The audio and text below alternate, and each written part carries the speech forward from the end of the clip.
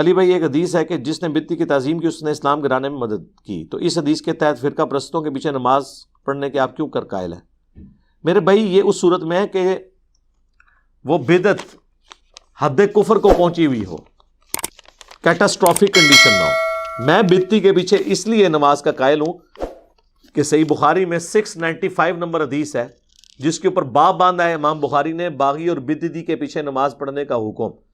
حضرت عثمان غنی سے صحابہ نے عرض کی کہ ہمارے امام آپ ہیں، مسجد پہ فتنوں کے امام کا قبضہ ہے، وہ ہمیں نمازیں پڑھاتا ہے، ہمیں گناہ میں مبتلا ہو جانے کا خوف ہے، کیا ہم اس کے پیچھے نماز پڑھ لیں؟ تو حضرت عثمان نے کہا پڑھ لو، مسلمانوں میں نماز ہی تو نیکی کا ایک ایسا کام ہے، نیکی کے کام میں ایک دوسرے کا ساتھ دو اور برائی کے کام میں ان سے الگ رہو۔ تو حضرت عثمان نے تو آگے سے یہ نہیں کہا کہ تم اسلام کی عمارت کو گرا رہے ہو، تو مجھے مارنے کے لیے ہیں یا میرے خلاف اختلاف رائے رکھتے ہیں تو تم ان کے پیچھے نماز نہ پڑھو۔ تو یہ تعظیم اس طرح کی تعظیم نہیں تھی، نماز آپ نے کسی کے پیچھے پڑھ لی۔ تعظیم اس طرح کی کہ اب اس طرح کے امام مسجد کو لا کے آپ اپنے اختیار والی جگہ پہ لا کے بٹھا کے اس سے آپ قرآن و سنت کے خلاف کوئی احکامات لوگوں کو سکھواتے ہیں۔ وہ تو اپنی مسجد میں بیٹھا ہوا ہے نا، قابض ہو کے، وہ اس کا اپنا تخت ہے نا، اس سے تو نہیں آپ اس کو اتار سکتے۔ تو نماز تو آپ نے پیچھے پڑھنی ہے، دو ڈیفرنٹ چیزیں ہیں میرے بھائی، اسے مکس نہ کریں۔ رفع الیدین کرنے کی وجہ بغلوں میں بت رکھنا تھا اور یہ بچے کو پتا ہے۔ میرا ایک دوست کہتا ہے بچے کو پتا ہے جی، جانے نہ جانے گولی نہ جانے۔ ہاں جی، بچے کو پتا نہیں ہے، بچے کو بتایا گیا ہے۔ ہاں جی، بچے کو تو بہت کچھ اور بتایا گیا ہے جو اس کو بڑے ہو کے پتا چلتا ہے کہ یہ یوں نہیں تھا، یہ یوں ہے۔ ٹھیک ہے، اب میں وہ باتیں نہیں کرنا چاہتا کیمرے میں، تو اس کو چھوڑیں۔ میں آپ کو اسی سے ریلیٹڈ ایک واقعہ بتاتا ہوں۔ جب 2008-9 میں دعوت کا کام ہم نے نیا شروع کیا تو ہمارے آفس کے ایک کولیگ تھے، تو وہ سیالکوٹ میں رہتے تھے، چوئنڈا گاؤں ہے، ایک بارڈر کے قریب ہی ہے۔ تو وہاں ایک مسجد میں ہم لوگ رات کے وقت رکے ہیں، وہاں پہ درس و تدریس کے لیے۔ مسجد بریلویوں کی تھی، لیکن وہ ہم تو چونکہ فرقے سے نہیں تھے، پھر لے کے جانے والے بھی ہمیں بریلوی تھے۔ ٹھیک ہے، اس مسجد کا جو صدر ہے وہ بھی پڑھا لکھا بندہ تھا۔ اس وقت تو ظاہر ہے کہ مجھے کوئی جانتا ہی نہیں تھا، میں 2008 کی بات کر رہا ہوں۔ تو اور وہ بھی ہم پبلک کو کوئی درس نہیں دیتے تھے، اپنے جو دوست یار وہ لے آتے تھے، عشاء کی نماز کے بھی گھنٹے بعد گھروں سے بلا کے بیٹھ کے وہاں پہ کوئی اللہ رسول کی بات کر لی، عز و جل و صلی اللہ علیہ وآلہ وسلم۔ تو وہاں پر گفتگو کرتے ہوئے رفع الیدین کی بات سے مجھے یاد آیا۔ تو وہ مسجد کا جو صدر تھا نا، جو صرف صدر نہیں تھا، پڑھا لکھا بھی تھا اور مسجد کے بل بھی دیا کرتا تھا، اس کو باتیں معقول لگیں، اس نے رفع الیدین شروع کر دیا۔ ہو پورے چنڈے میں قیامت ٹوٹ پڑی جناب، کمیٹیاں مسجد کی جناب، وہ مولوی اکٹھے ہو گئے، انہوں بلاؤ جی اس صدر نو جناب، کیا ہو گیا، یہ ہو گیا۔ میں نے اسے ایک ٹوٹکا بتایا تھا، اس نے کہا جی ہمیں تو یہ بتایا گیا کہ یہ بت رکھ کے آتے تھے اس لیے رفع الیدین ہوتا تھا۔ میں نے کہا یار یہ دنیا کی کسی کتاب میں ضعیف روایت بھی نہیں ہے۔ وہ کہتا جی اتنا بڑا جھوٹ ہم سے بولا گیا۔ میں نے کہا اس سے بڑی بات تم ان علماء کو کہو کہ اگر یہ حدیث دکھا دے نا تو نہ صرف میں رفع الیدین چھوڑوں گا بلکہ علی بھائی اور ان کے سارے سٹوڈنٹس بھی چھوڑ دیں گے رفع الیدین۔ اس ٹائم تے آئی گنتی دے 5-6 سن، 2008 دی گل۔ کاش اس ٹائم تانوں یہ حدیث لب گئی ہوندی تے میرے کولوں تہاڈی جان چھٹ گئی ہوندی۔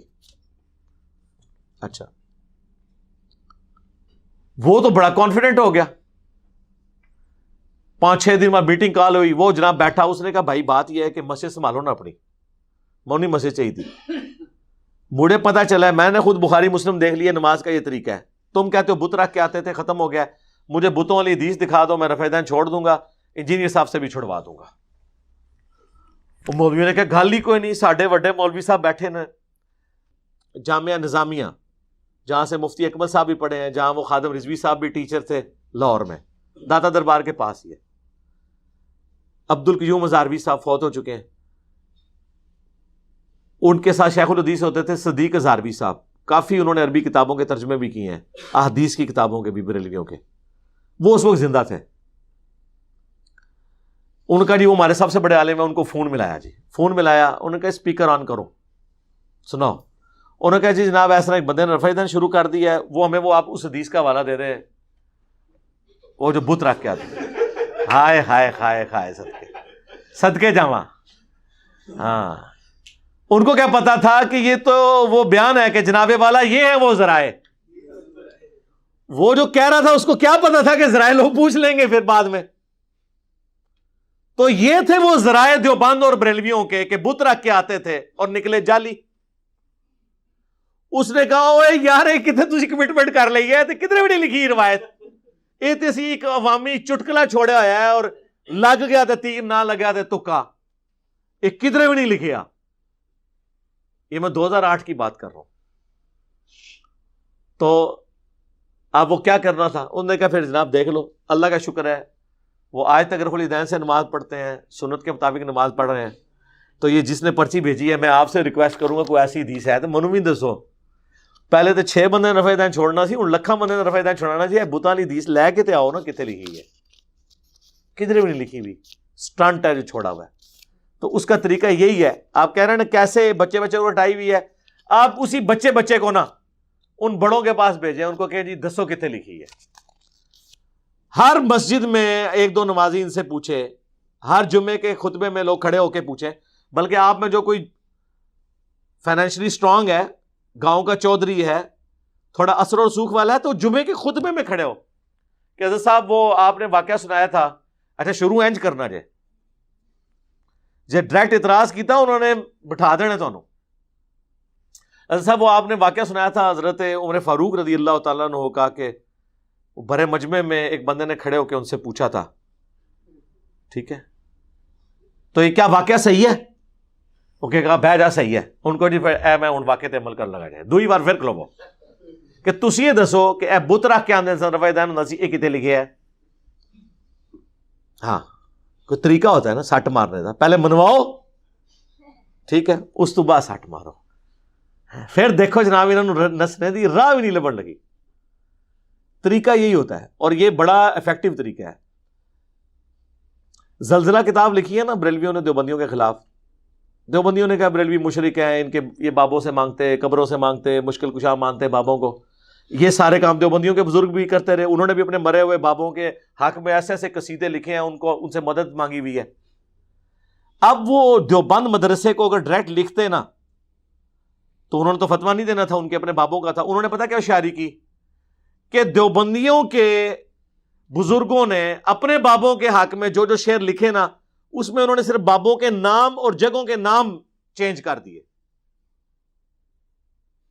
یعنی وہ انہوں نے لکھا کہ ہم مکے مدینے میں بھی گنگوہ کا راستہ تلاش کرتے تھے، وہ جہاں کے گنگوہی صاحب ہیں.